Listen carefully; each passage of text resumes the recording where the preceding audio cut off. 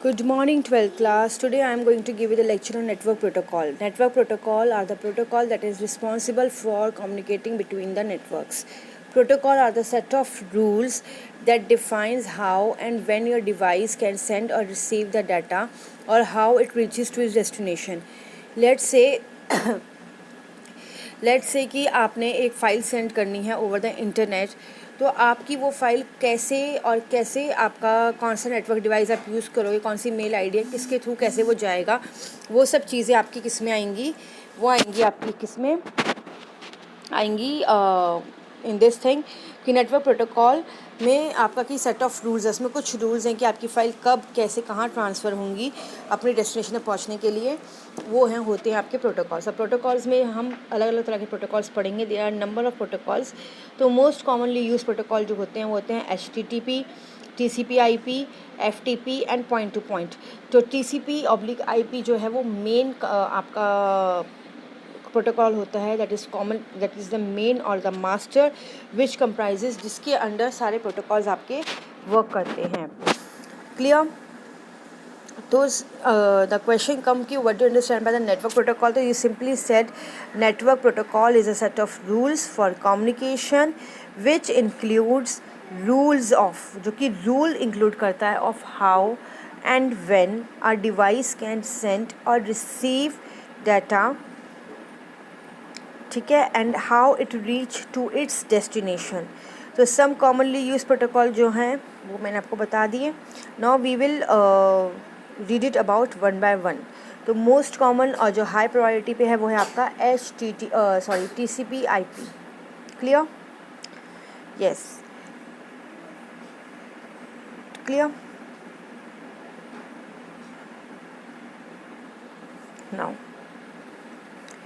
अब आता है TCP/IP control protocol. TCP/IP control protocol में आपका क्या होता है? TCP/IP कंट्रोल प्रोटोकॉल में आपका होता है कि हम कैसे ट्रांसमिशन करते हैं ओवर द इंटरनेट। तो TCP/IP जो है वो मोस्ट कॉमनली यूज प्रोटोकॉल है जो कि सेटअप करता है लैंड मैन वैन को, और इट कंप्राइजेज 5 लेयर, और वो 5 लेयर्स को आप याद कर सकते हो एज अ पनीता। पनीता means physical layer, N stand for network layer, I stand for internet, T stand for transport layer and the A stand for application layer। Her layer का जो है वो वेल डिफाइंड टास्क है और जो well defined service है अपनी upper layers के लिए, ठीक है। तो physical layer include the hardware कि how your data should be transmitted over the internet, over the networking, वो डाटा कैसे ट्रांसफ़र होगा, उसमें ट्रांसमिशन मीडिया कौन सी यूज़ होंगी, कौन कौन से डिवाइसेस उसमें यूज़ होंगे, या उसके अंदर हमारा क्या क्या टोपोलॉजीज आएंगी, मतलब physical media hardware includes in it. Data link में आपका आएगा कि आप उसके अंदर डाटा कैसे लिंक करते हो, आप उसके अंदर कौन सा प्रोटोकॉल यूज़ करते हो, कैसे नेटवर्क इंटरफेस करते हो, आप कैसे उसमें डाटा अपना ट्रांसफ़र कर रहे हो, किधर अटैचमेंट भेज रहे हो या सीधा ड्राइव पे आप ऐड कर रहे हो अपने डाटा को, या कैसे आप अपना डाटा जो है नेटवर्क पे आप सेंड कर रहे हो या स्क्रीनशॉट भेज रहे हो, that depends upon the network interface। now the internet का मीन्स कि आप इंटरनेट का यूज़ कैसे कर रहे हो, आप किस टाइप का मतलब इंटरनेट जो है आपने यूज़ किया, तो आप उस इंटरनेट पे किस तरीके से अगेन आप चीज़ें सेंड कर रहे हो, और ट्रांसपोर्ट लेवल रिस्पॉन्सिबल कि आपका वो डाटा जो है वो किस मोड से ट्रांसपोर्ट होके जाएगा, इधर राउटर उसको रिक्वायरमेंट है या उसमें ब्रिजेस की रिक्वायरमेंट है, या वो सिंपली आपका ईजिली चला जाएगा, इट डिपेंड। और एप्लीकेशन लेयर कि आप किस एप्लीकेशन के लिए, यानी कि एक एजुकेशन सिस्टम के अकॉर्डिंग देना चाह रहे हो, एक जनरल फॉर्म में देना चाह रहे हो, तो इट्स डिपेंड अपॉन यू, ठीक है। तो this whole process of 5 layer is known as TCP/IP protocol. Transmission control protocol most commonly use protocol to setup वैन LAN and other similar networks. तो ये नेटवर्क्स यानी कि जो टोपोलॉजीज जो हमारे नेटवर्क होते हैं ना, local area network, metropolitan area network और वाइड एरिया नेटवर्क या पैन, ये उनके अंदर हमारा TCP/IP जो है ट्रांसमिशन कंट्रोल प्रोटोकॉल चलता है। उसमें 5 लेयर्स हैं कि कैसे हम उसमें अपने डाटा को सेंड करेंगे। क्लियर? नाउ अदर प्रोटोकॉल्स आते हैं आपका आता है HTTP hyper text transfer protocol, that is responsible for transferring web pages or data files from one computer to another by using the www. World Wide Web।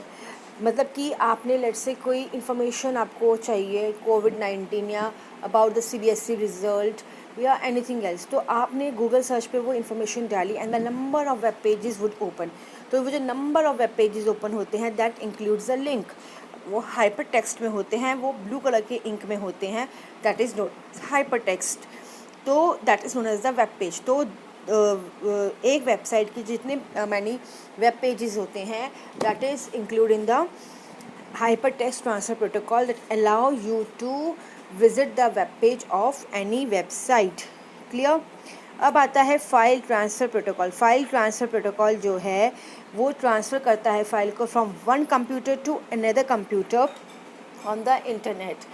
अब आपकी आजकल we are living in the hitech world, तो you can send your data over the bluetooth. आप bluetooth से भी अपनी file transfer करते हो। You also transfer your file through the wifi और थ्रू हॉटस्पॉट और थ्रू जीमेल। तो जो भी whatever the type of file you are sending, इधर it could be your audio, your video, your graphic, यानी कि it includes multimedia.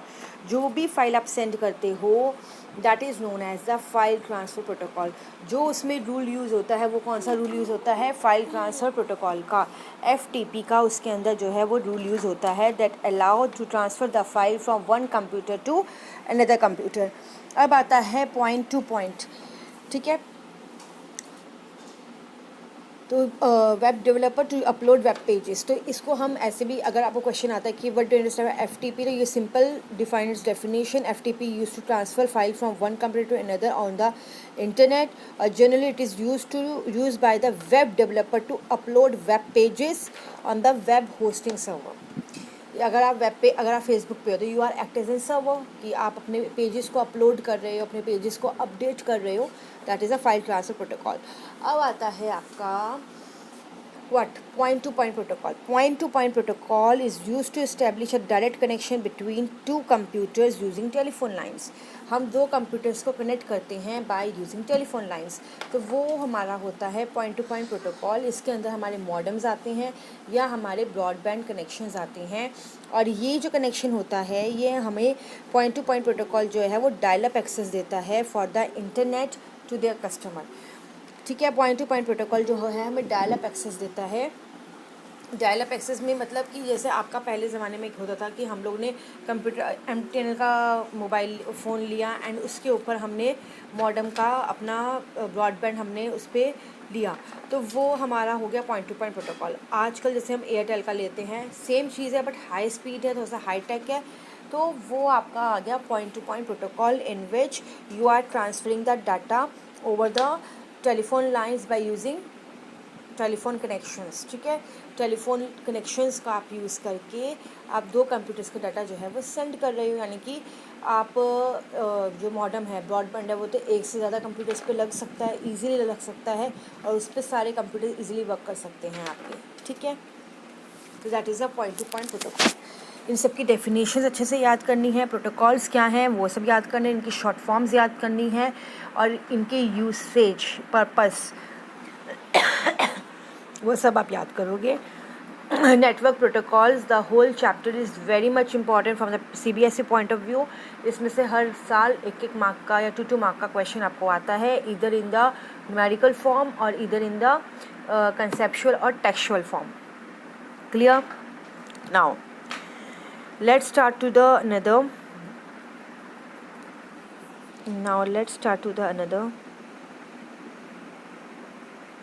that is the MAC address. I already have told you कि each network interface card or computer working on the network वो internet के साथ अगर networking में है तो इट्स ऑल्सो कॉल्ड नेटवर्क। कि अगर वो नेटवर्किंग अगर वो इंटरनेट के साथ में हम उसको नेटवर्क देते हैं तो दैट मीन्स कि वो क्या है, हमारे यहाँ नेटवर्किंग में है।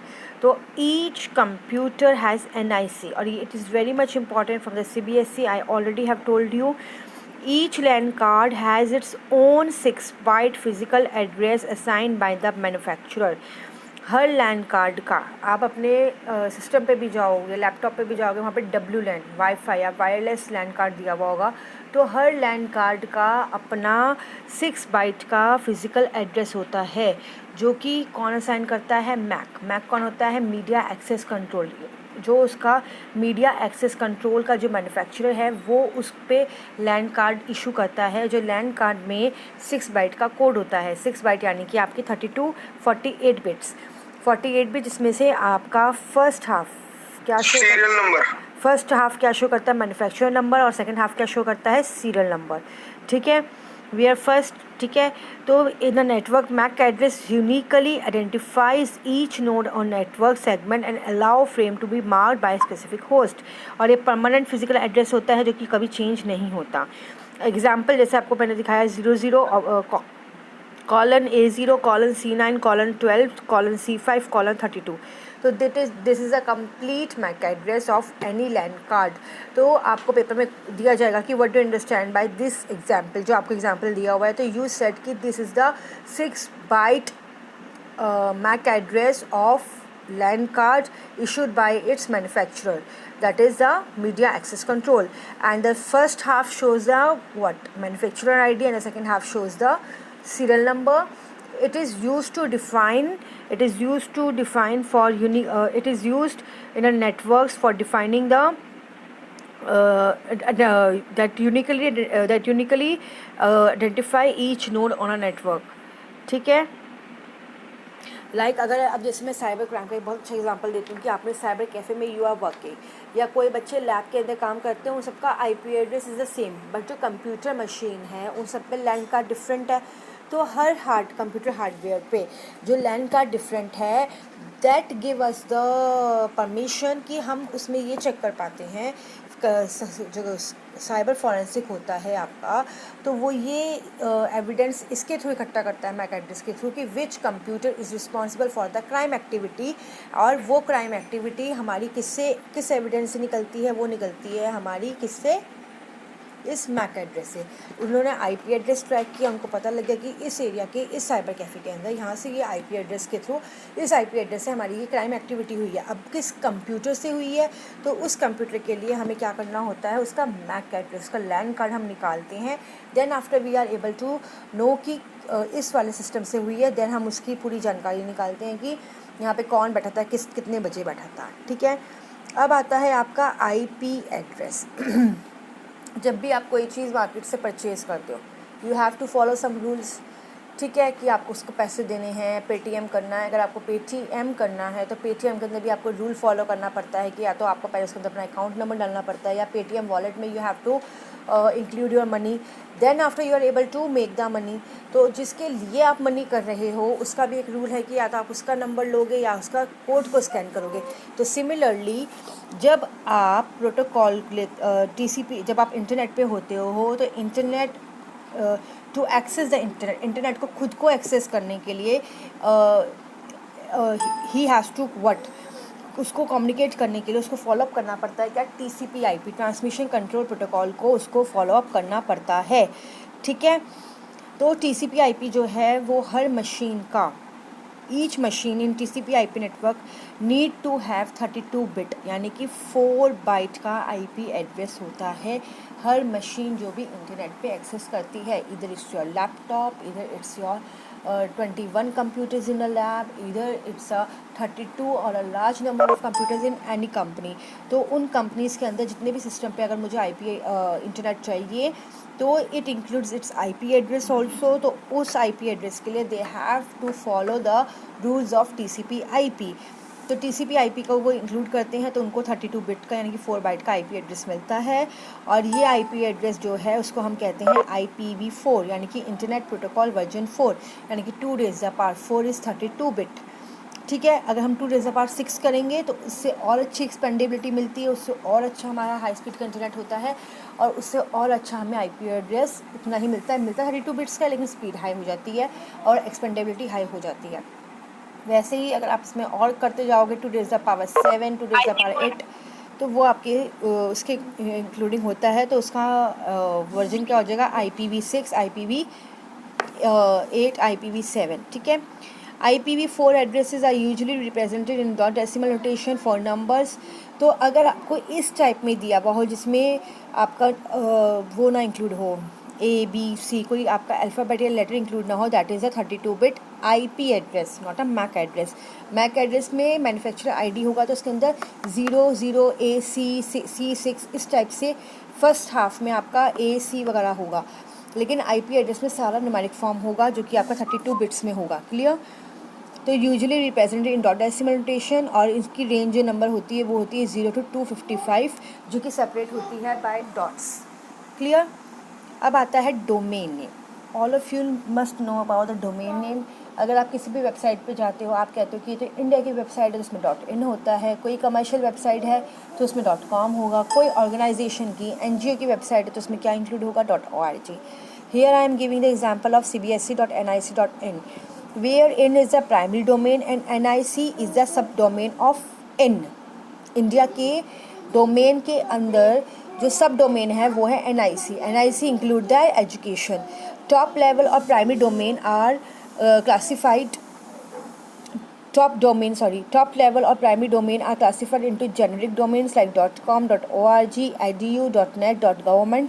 तो ये जो जेनरिक डोमेन्स या प्राइमरी डोमेन्स होते हैं, मैंने आपको बताया कि .com कमर्शियल के लिए होगा, ORG किसी भी ऑर्गेनाइजेशन के लिए होगा, गवर्नमेंट की साइट्स के .gov होगा, .gov होगा, और अगर कोई एजुकेशन साइट है तो उसमें .edu होगा, और अगर कोई नेटवर्किंग की साइट है तो उसमें .net होगा।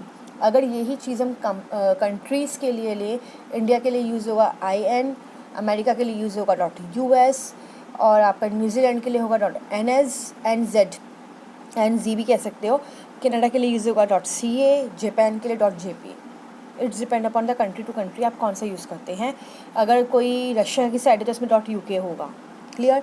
दुबई की साइड है तो उसमें .DC या UK ही होता है, ठीक है, तो वो इंक्लूड UAE होगा। ठीक है, तो these are the domain name. अब बात आती है कि जो हमारा यूनिक एड्रेस होता है या कंप्लीट एड्रेस होता है ऑफ द वेबसाइट, वो क्या कहलाता है? The complete address of the website और the unique complete address of the website of that page is known as the URL, uniform resource locator.